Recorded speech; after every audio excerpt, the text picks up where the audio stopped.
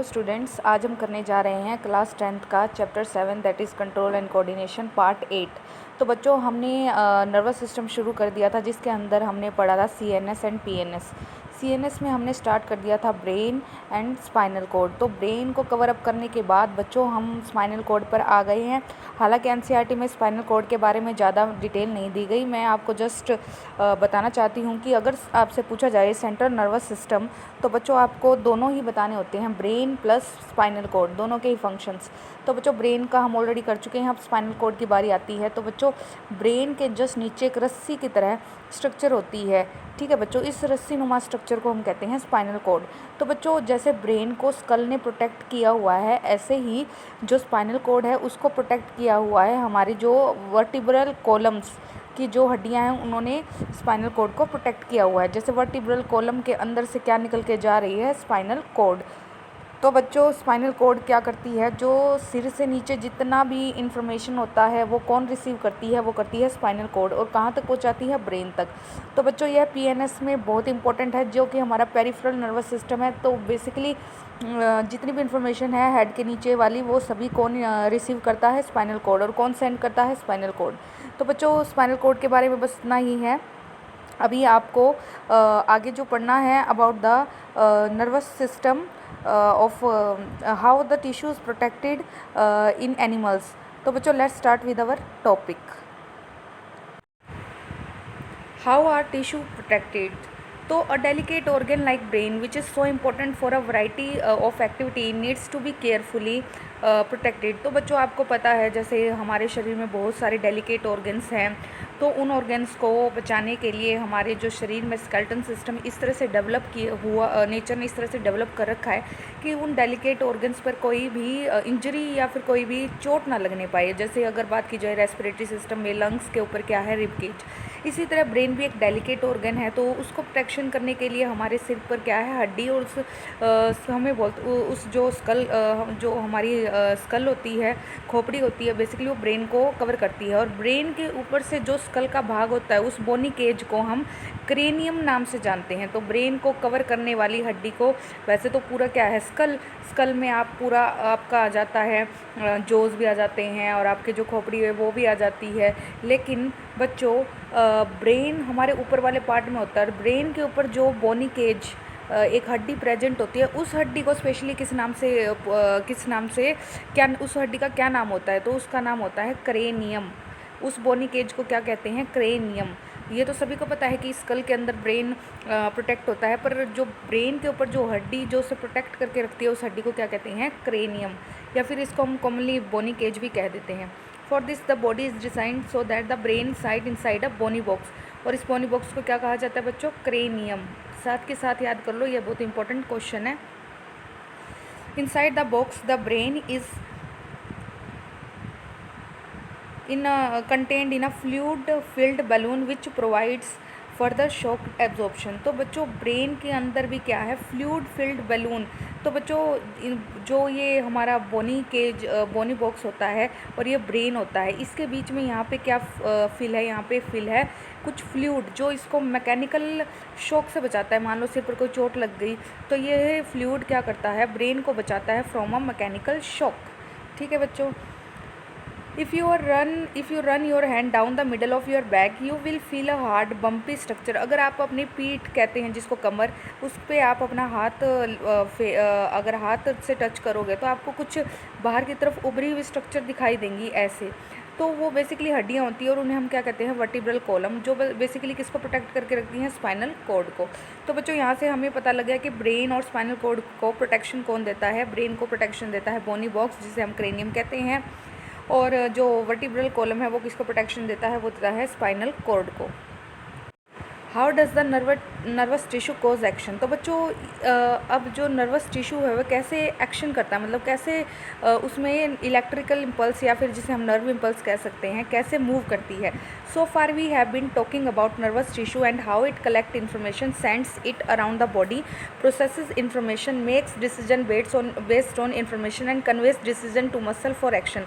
तो बच्चों इस पूरी लाइन में ना इन्होंने क्या कहा है कि कैसे एक नर्व इम्पल्स को उठाया जाता है नर्वस टिश्यू के द्वारा, कैसे वो ब्रेन तक पहुंचाई जाती है और कैसे ब्रेन उस मैसेज को दोबारा मसल्स तक पहुंचाता है और इस तरह से एक डिसीजन कन्वे किया जाता है और मसल्स क्या करती हैं फिर अकॉर्डिंग टू द ब्रेन काम करती हैं। तो बच्चों यह हम ऑलरेडी कर चुके हैं। हमने पढ़ा था रिफ्लेक्स सेक्शन में, वहाँ पर हमने पढ़ा था कैसे सेंसरी न्यूरॉन्स क्या करते हैं, नर्व इम्पल्स को ब्रेन तक पहुँचाते हैं, ब्रेन से फिर मोटर न्यूरॉन्स मसल्स तक मैसेज कन्वे करते हैं।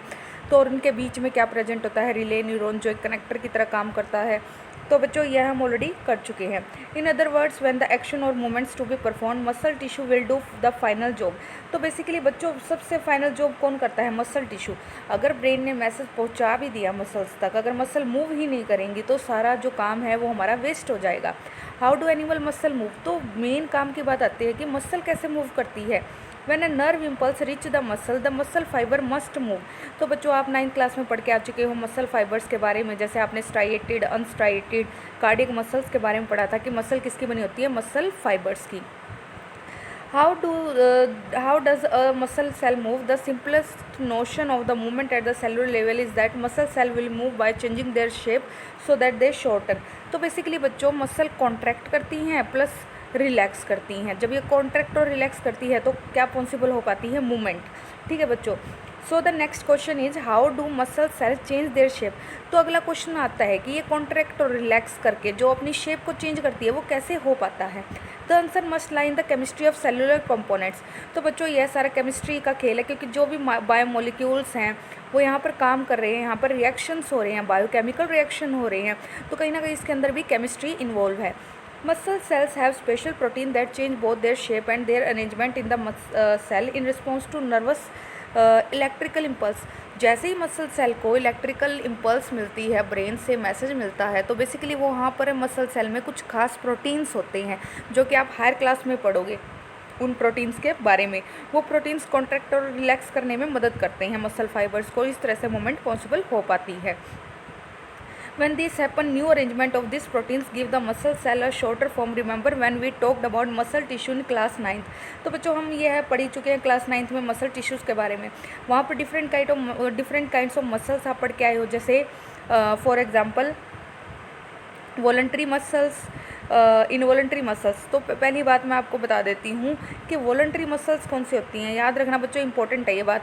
वॉलंटरी जहाँ शब्द आ जाए उसका मतलब है कि जो काम हम अपनी इच्छा से करवाते हैं, जैसे अगर मैं बोल रही हूँ तो अपनी इच्छा से बोल रही हूँ। और इनवॉलंटरी एक्शंस वो होते हैं जो हमारा ब्रेन मतलब अनकॉन्शियस तरीके से होते हैं, हम अपनी इच्छा से नहीं करवाते, जैसे blinking of our eyes, breathing, respiration, जो भी प्रोसेस है ये हमारी मर्जी से नहीं होती, ऑलरेडी चल रही होती हैं।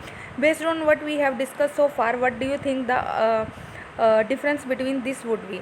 तो बच्चों ये बेसिक सी कुछ बात बताई गई थी। अब आई होप आपको समझ में आ गई होगी कि कैसे मसल मूव करती है with the help of some muscle proteins.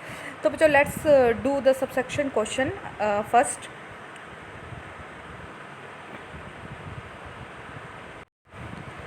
First question is what is the difference between a reflex action and walking. यह बहुत आसान क्वेश्चन है बच्चों। सीधी बात यहाँ पर एक बात आती है, रिफ्लेक्स एक्शन वो होते हैं जो क्या होते हैं, इनवॉलंटरी, जो हमारी इच्छा से नहीं होते, जबकि वॉकिंग क्या है, voluntary action.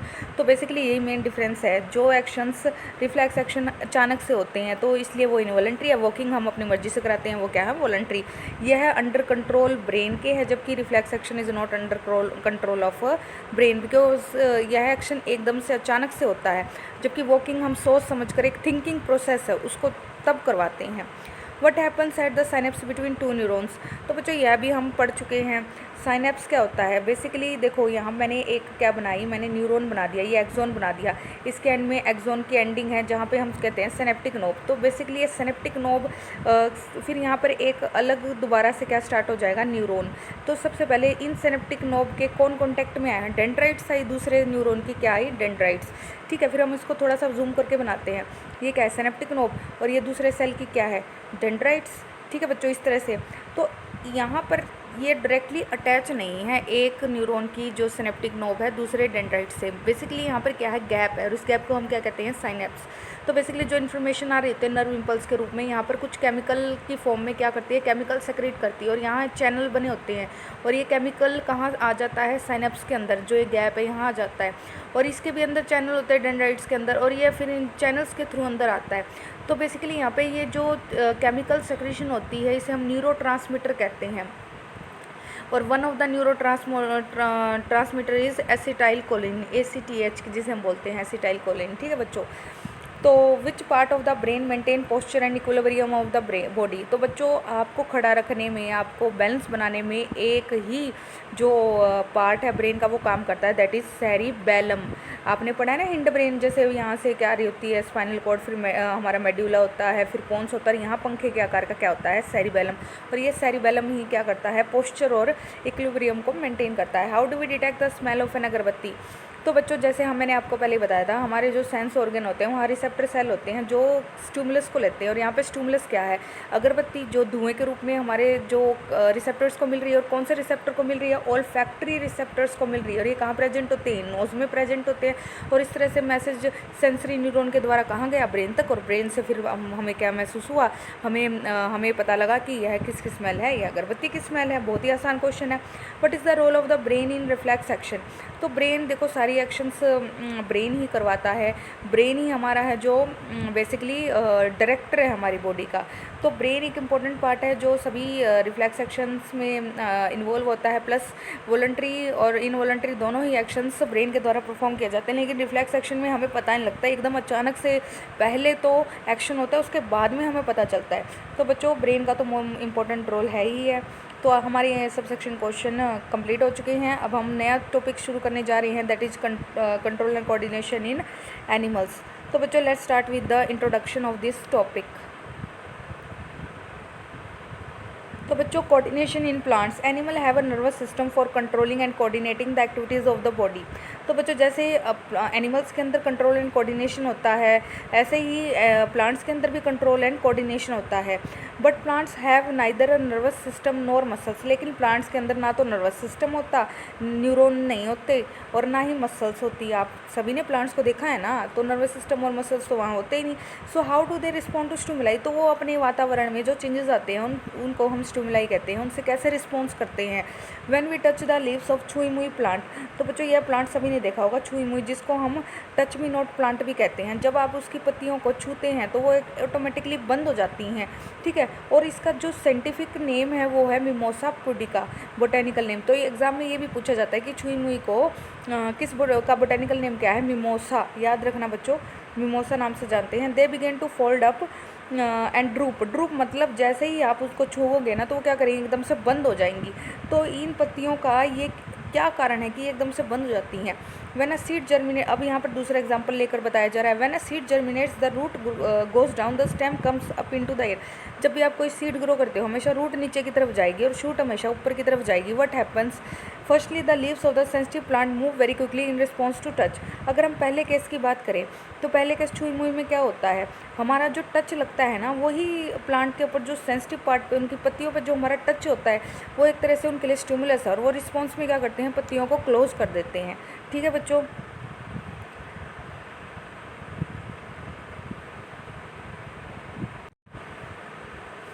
There is no growth involved in this movement. On the other hand, the directional movement of seedling is caused by growth. जबकि दूसरे हाथ बच्चों जो सीडलिंग है वहाँ पे जो ग्रोथ होती है वो जो मूवमेंट होती है वो ग्रोथ के द्वारा होती है। मान लो ये सीड है, सीड कहाँ पड़ा है, ज़मीन पर पड़ा है। जैसे जैसे इसमें से क्या होता रहेगा, रूट निकलेगी, शूट निकलेगी, सीड क्या करेगा, मूव करेगा, और ऊपर से प्लांट मूव करना शुरू कर देगा। यहाँ पर जो मूवमेंट हो रही है वो किसकी वजह से हो रही है, ग्रोथ की वजह से हो रही है। पर हम पहले चैप्टर में पढ़ चुके हैं कि सारी मूवमेंट ग्रोथ की वजह से भी नहीं होती। So plant show two different types of movement, one dependent on growth and other independent of growth. तो बच्चों यहाँ से हमें पता लग गया कि ग्रोथ दो प्रकार से होती है, मूवमेंट दो प्रकार से होती है। एक तो ग्रोथ पे डिपेंडेंट होती है, एक ग्रोथ से इंडिपेंडेंट होती है, वो अपने आप से होती है, उसमें ग्रोथ का कोई रोल नहीं होता। ठीक है बच्चों। अब हम बात करते हैं इमीडिएट रिस्पॉन्स टू स्टिमुलस। तो यहाँ पर आप देख सकते हैं, आप अगर जिन बच्चों ने छुई मुई का पौधा नहीं देखा तो फिगर 7.4 देख सकते हैं। यहाँ पर एक सेंसिटिव प्लांट है ये छुई मुई का, जैसे आप देख सकते हो कितनी सुंदर लीव्स हैं। जैसे आप इसको टच करते हो तो देखो यहाँ पर फिगर 2 में आप देख सकते हैं, ये 1 फिगर है, ये 2 में देखो बिल्कुल पत्तियाँ क्लोज्ड हो चुकी हैं। ऐसा क्या हुआ कि ये पत्तियाँ क्लोज्ड होगी, सिर्फ हमने टच ही किया था। ठीक है बच्चों, अब हम इस टॉपिक को ज़रा डिटेल में पढ़ते हैं बच्चों। Let us think about the first kind of movement such as that of the sensitive plant. चलो पहले हम इस सेंसिटिव प्लांट के बारे में पढ़ते हैं। Since no growth is involve, देखो यहाँ पर पत्तियाँ बंद होने में कोई ग्रोथ का काम नहीं है। The plant must actually move its leaves in response to touch, बस यहाँ पर रिस्पॉन्स आ रहा है टच के, जो स्टिमुलस क्या है, टच है। जैसे आपने टच किया, आपको रिस्पॉन्स प्लांट ने क्या दिया, उसने अपनी पत्तियाँ क्लोज कर ली। But there is no nervous tissue, पर यहाँ तो न्यूरॉन जैसा कुछ है ही नहीं कि ऐसा है कि ब्रेन है। क्या प्लांट में ब्रेन होता है? नहीं होता ना, नर्वस टिश्यू तो होता ही नहीं, और यहाँ कोई मसल्स तो होती ही नहीं। How does the plant detect the touch and how do leaves move in response.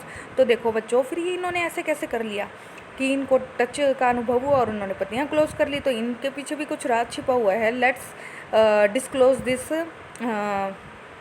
राज। ठीक है, if we think about where exactly the plant is touched, तो क्या होता है अगर हम पूरी तरह से देखें, प्लांट को जैसे ही छुआ जाता है, what part of the plant actually moves, कौन सा भाग सिर्फ बंद होता है। It is apparent that movement happen at point different from the point of touch. तो जहाँ से पॉइंट ऑफ टच पे देखोगे आप, पत्तियों को छूते तो पत्तियाँ ही सिर्फ ऑटोमेटिकली क्या करती हैं, एकदम से क्लोज हो जाती हैं। So information that a touch has occurred must be communicated. और देखो, एक पत्ती को छूते हो तो पूरी ब्रांच ही ड्रूप कर जाती है, नीचे की तरफ गिर जाती है बंद पत्तियाँ करके। ऐसा क्या हुआ, तो एक पत्ती बंद होनी चाहिए, तो इसका मतलब कहीं ना कहीं मैसेज ट्रांसफ़र हुआ है, कम्युनिकेट हुआ है। लेकिन यहाँ तो कम्युनिकेशन कैसे होगा, यहाँ तो नर्वस टिश्यू तो है नहीं। The plant also use electrical chemical means to convey this information from cell to cell. तो बच्चों, भगवान ने ना पौधों में भी जान दी है, तो यहाँ पर बेशक नर्वस सिस्टम ना हो, बेशक मसल्स ना हो, लेकिन यहाँ पे भी इलेक्ट्रिकल केमिकल जो इम्पल्स बनती है उसको कन्वे किया जाता है with the help of some hormones. तो यहाँ पर क्या प्रेजेंट होते हैं, हॉर्मोन्स। नर्वस टिश्यू ना हो, लेकिन हॉर्मोन्स क्या करते हैं, मैसेज को कन्वे करते हैं। ठीक है, there is no specialised tissue in plant for the conduction of information. Finally again in animal some cell must change in shape in order for movement to happen. Instead of the specialized protein found in animal muscle cell, plants have changed shape by changing the amount of water in them. तो बच्चों, हमने ये तो पढ़ चुके थे, animal में क्या होती है, मसल मूव करती है, क्योंकि मसल में कुछ खास प्रोटीन होता है, लेकिन इसमें तो मसल होती ही नहीं प्लांट में। तो फिर ये कैसे मूव करते हैं बच्चों, ये सीधा बात है, ये इनका जो मूवमेंट होती है वो डिपेंड करती है अमाउंट ऑफ वाटर की प्रेजेंस पे, रिजल्टिंग स्वेलिंग और shrinking and therefore changing shape. अगर पानी बाहर निकल जाता है तो बेसिकली पत्तियाँ बंद हो जाती है, और जब पानी दोबारा से आ जाता है सेल के अंदर तो पत्तियाँ खुल जाती हैं। तो इस चीज़ को हम डिटेल में पढ़ते हैं। देखो बच्चों, ये एक पत्ती है, किसकी पत्ती है, ये हमारे छुई हुई प्लांट की पत्ती है। तो जो बच्चों कभी ऑब्जर्व करना, ये आपको ऐसे स्ट्रक्चर दिखाई देगी पत्ती की। तो ये जो उभरा हुआ पार्ट है ना, इसमें कुछ स्पेशल तरह के सेल होते हैं, इनको हम बोलते हैं पल्वाइनस। देखो, ये सिंगुलर में पल्विनी कहलाता है और प्लूरल में पल्वाइनस, और इनमें बहुत मात्रा में क्या भरा होता है, पानी। और ये अकेले किससे जुड़े होते हैं, स्टेम से। और अगर आप इस पत्ते को छुओगे तो मैसेज हॉर्मोन्स के द्वारा कहाँ तक पहुँच जाएगा, पल्वाइनस तक। और जैसे ही मैसेज कोई पहुँचेगा, ये अपने अंदर से पानी को क्या कर देंगे, बाहर निकाल देंगे। और जैसे ही पानी बाहर निकलेगा तो पत्तियाँ क्या हो जाएंगी, बंद हो जाएंगी। और कुछ समय बाद जैसे ही प्लांट क्या करता है, नॉर्मल फील करता है, तो दोबारा से पानी जाइलम से कंडक्ट कर लेगा और फिर से पत्तियाँ खुल जाएंगी जब पल्वाइनस सेल टर्जिड हो जाएंगे। टर्जिड मतलब उनमें पानी भर जाएगा। तो मेन बात ये है यहाँ पर। आई होप आपको आज इतना समझ में आ गया होगा। आप इसको रीड करने की एक बार कोशिश करना, क्योंकि बिना रीड किए बहुत मुश्किल हो जाता है समझना। एनसीईआरटी की हर लाइन को ध्यान से समझना। आज के लिए इतना ही, धन्यवाद।